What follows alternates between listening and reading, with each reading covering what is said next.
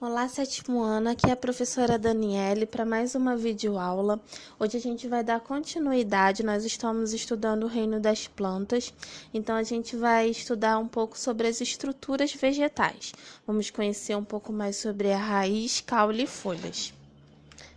Lembrando, relembrando, na verdade, da última aula, a gente viu que as plantas elas são separadas em 4 grandes grupos. Os primeiros são as briófitas, que são os musgos, que eles são totalmente dependentes de água. Eles são avasculares, não possuem vasos condutores. Depois a gente tem as pteridófitas, que são as samambaias. Elas já têm vasos condutores, mas dependem da água para a reprodução. Depois, mais evolutivamente, a gente tem as gimnospermas, que são árvores e plantas com as sementes descobertas, e por último, as angiospermas, que são plantas que possuem flores e frutos. Logo, a semente vai estar dentro do fruto.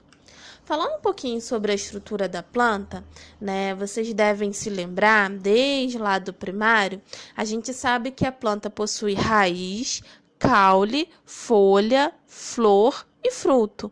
Só que a gente vai ver regiões específicas dessas estruturas. Então, a gente vai compreender as características da raiz, do caule e assim por diante. Vamos começar pela raiz.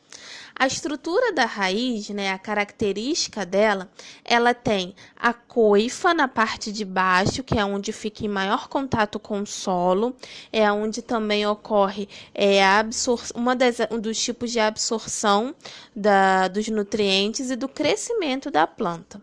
Depois dessa zona da raiz, vem a zona meristemática, que é a região onde ocorre o crescimento. Ela é protegida pela coifa. A zona lisa, que é onde ela vai onde ela vai se alongar, A raiz ela pode ser tanto pivotante, que é crescer para baixo, ou pode ser fasciculada, que é ter várias pequenas raízes crescendo para o lado. Temos a zona porífera, que tem poros, esses pelos, absorvente, vai fazer a absorção dos nutrientes e da água. E mais acima, a gente vai ter uma zona chamada de ramificação, que é onde vem as outras raízes laterais, tá? Então, essa é a estrutura da raiz. Também tem no livro de vocês, tá, gente? Vocês também podem dar uma olhada, devem dar uma olhada no capítulo 13. Seguindo, a gente tem diversos tipos de raízes. A principal característica é a raiz axial, que a gente chama de pivotante, que aí na imagem você consegue ver a raiz crescendo sempre no sentido para baixo, e a raiz fasciculada, que a gente chama de cabeleira também, que ela tem diversas raízes fininhas, formando como se fosse um bolo ou um buquê. Mais abaixo, a gente vai ver diversos tipos de raízes. Raízes terrestres, aéreas ou aquáticas. A gente tem a raiz tabular, que a estrutura dela é como se fossem taubas, vai ajudar na fixação do solo, infirmar a planta ao solo. A raiz respiratória, que ocorre nos lugares onde tem água, como o mangue, por exemplo. E aí elas crescem para o ar, Crescem para cima em busca de oxigênio. Raiz escora, que serve para escorar a planta, Aí também tem um exemplo logo abaixo da raiz respiratória. As raízes tuberosas, que geralmente são alimentos. A gente tem a mandioca, a cenoura e outros tipos de alimentos que são raízes, a batata doce.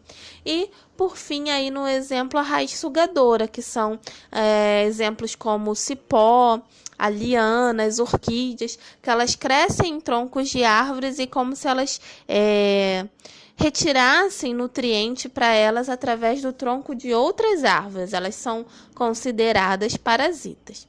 Vamos entender agora um pouquinho sobre o caule.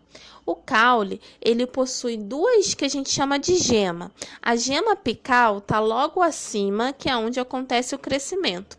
E a gema lateral é onde acontece o crescimento dos galhos, das folhas laterais. Existe também o nó sempre fica abaixo da folhinha, então aonde a folha está presa no caule, logo abaixo a gente encontra o nó. E o entrenó é a região de um nó e o outro, ou seja, a região de uma folha ou outra. dá para a gente ver aí no desenho exatamente essas características. Lá em cima a gema apical, onde estão as folhas, as gemas laterais, o nó logo abaixo onde está presa a folha e o entrenó entre uma folha e outra. Seguindo sobre o caule, eles também podem ser de diversos tipos. Eles podem ser classificados de acordo com as suas características e de acordo também com os ambientes que eles são encontrados. A gente pode encontrar caules eretos, que são aqueles como troncos, né, que ficam em pé.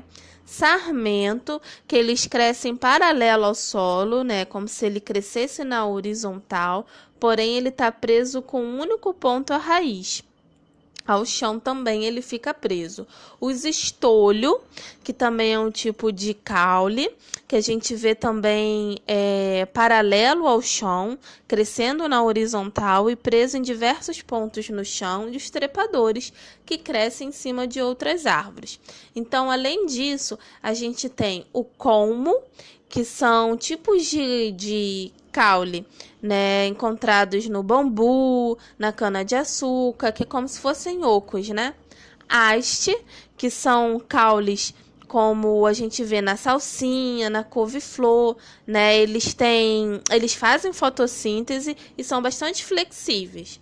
Os estipes, que têm as folhas, ele não é ramificado, na verdade as folhas estão só na parte de cima, como o coqueiro.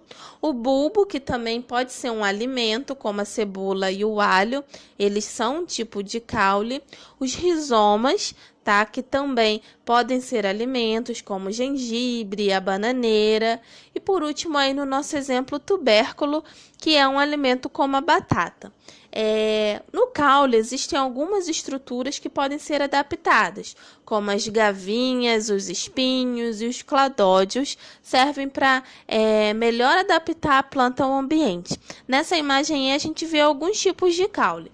A gente tem primeiro, né, da parte de cima, o tronco, que é o comum que a gente conhece das árvores, o estipe, que são das coqueiros e das palmeiras, o colmo, que é da cana-de-açúcar, né, do bambu. Logo abaixo a gente tem em formato de haste, como eu falei com vocês da salsinha, né, da cebolinha.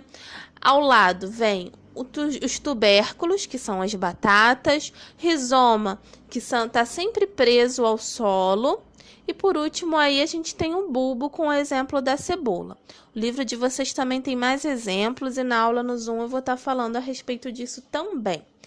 Para a gente finalizar agora esse capítulo, a gente precisa saber das características gerais das folhas. Elas têm 3 partes principais, que é o limbo. O limbo é a própria folha, é a folha propriamente dita, que é onde acontece a fotossíntese. A fotossíntese sempre vai acontecer na folha e a gente chama essa parte de limbo. O pecíolo é o que vai ligar esse limbo, vai ligar a folha até o caule. E mais próximo do caule a gente tem a bainha. Então essa imagem dá aí para a gente ver as partes que a folha pode ser separada. Ela também pode ser classificada de diversas formas, principalmente em função do seu formato. Se a gente fosse colocar aqui todos os tipos de formatos, a gente ia ficar provavelmente muito tempo estudando sobre as folhas. Então eu coloquei um panorama geral aí nessa imagem. Tem vários formatos de folha. Ela é classificada principalmente devido às suas nervuras e existem algumas folhas que se modificam para poder se adaptar. Um exemplo é o espinho, né? O espinho do cacto, na verdade, é uma folha que se modificou para poder se proteger e armazenar água. Então, são formas que ela desenvolve para poder aproveitar melhor o ambiente que ela está inserida. Aí na imagem tem uma planta que a gente chama de planta insetífora. Ou planta carnívora, essas folhas elas também são modificadas, elas servem para grudar um inseto e aí após isso elas se fecham para poder digerir o inseto. Então são folhas diferenciadas que vai proporcionar a digestão da planta. Não são todas as plantas que fazem isso, obviamente, são espécies raras, mas existem plantas que se alimentam a partir de insetos. Exercícios aí da página 173, vou pedir que vocês respondam essas duas questões. Esse aí é o gabarito, tá? Até a próxima aula, continue estudando e a gente vai tirar mais dúvidas a respeito desse capítulo no Zoom. Então, não perca a nossa próxima aula no Zoom na segunda-feira, né? Bons estudos e até a próxima!